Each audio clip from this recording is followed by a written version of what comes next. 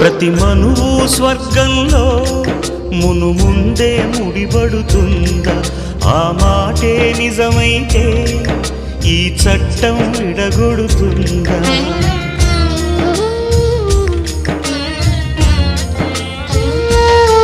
నీ రాతకు ఎంత సత్యం ఉందో చూదువు బ్రహ్మయ్యా, నీ సాక్ష్యం ఎంత విలువైందో ఓ అగ్ని చూడయ్యా.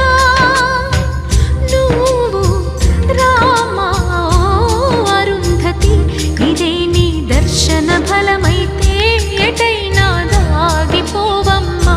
నిజంగా పెళ్ళికి బలముంటే సూటిగా ఇటు దిగి రావమ్మా.